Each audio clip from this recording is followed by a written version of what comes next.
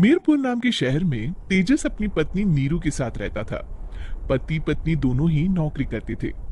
एक दिन तेजस गांव अपनी माँ के पास फोन करता है। हेलो, प्रणाम माँ। जीते रहो माँ। तुम दादी बनने वाली हो? हैं? अरे वाह, ठीक है बेटा, मैं कल ही आती हूँ।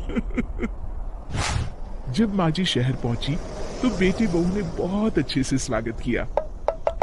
लीजिए माँ जी, चाय। अरे गर्मा गर्म पकोड़े ले आओ माँ के लिए।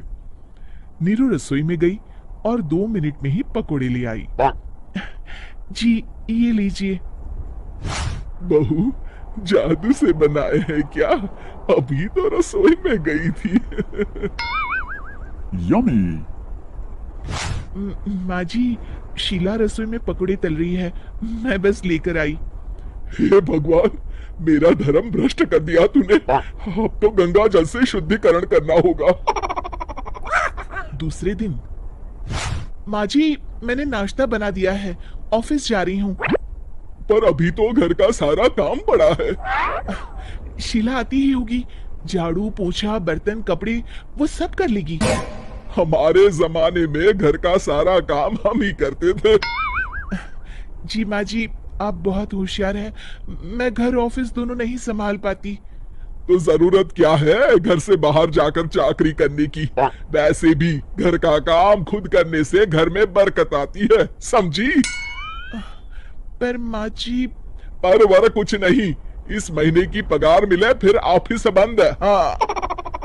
रात को नीरू तेजस से कहती है, सुनिए जी, माँ जी बोल रही थी कि मैं नौकरी छोड़ दूं। वैसे ठीक ही तो है, अभी तुम्हें आराम की जरूरत है। फिर भी आराम कहाँ, शीला को छुड़ाने के लिए बोल रही थी। तो अब 24 घंटे में इतना काम तो कर ही सकती हो।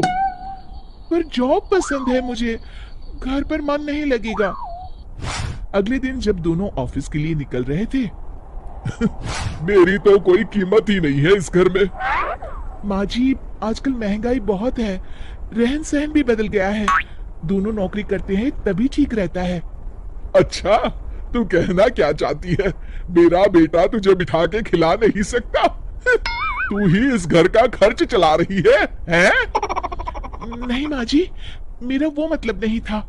मतलब खूब समझती हूँ, ये बाल धूप में सफेद नहीं किए मैंने। हाँ। अब तो ये रोज का काम हो गया था। तेजस भी रोज की झिकझिक से परेशान हो गया था। एक दिन उसने कहा, नीरू, वैसे भी तुम्हें मैटरनिटी लीव मिलने वाली है, तो अभी से ही छुट्टी ले लो। पर क्या, मेरी सैलरी अच्छी खासी है। आखिर नीरू ने रिजाइन कर दिया। जब बच्चा हुआ तो घर में सब बहुत खुश हुए। कुछ दिनों बाद तेजस फाइल देख रहा था। क्या हुआ तेजस, कुछ परेशान लग रहे हो? अब हाँ, वो हमारी जितनी सेविंग्स थी वो तो हॉस्पिटल में और छठी के फंक्शन में खत्म हो गई है नीरू। और अभी वैसे मंदी चल रही है तो मैं बोल रही थी कल मुन्ना को हेपेटाइटिस का टीका लगवाना है। नीरू, क्या पोस्टपोन नहीं कर सकते? नहीं जी, बिल्कुल नहीं। अब तेजस को समझ में आ रहा था कि उससे गलती हुई है।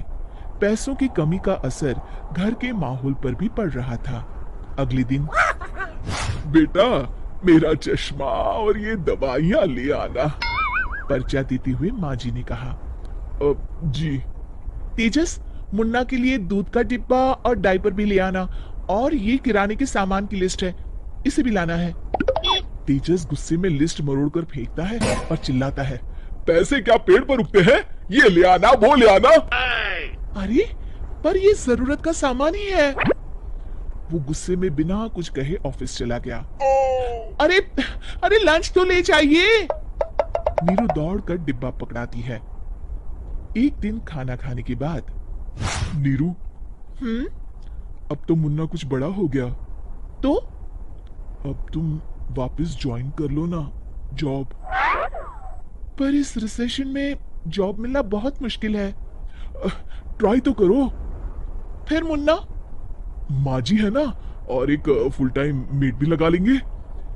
पर माँ जी, उन्हें तो पसंद नहीं। तभी माँ जी वहां आ जाती है और प्यार से नीरू के सर पर हाथ फेरते हुए बोलती है, अब मेरी समझ में आ गया बहू, पहले के और अब के समय में अंतर है। तुम काम शुरू करो, मुन्ना की जिम्मेदारी मेरी। मेरी प्यारी माँ जी। ये कहकर नीरू उनके गले लग गई। शिक्षा, परिवर्तन संसार का नियम है, हमें भी समय के साथ चलना चाहिए।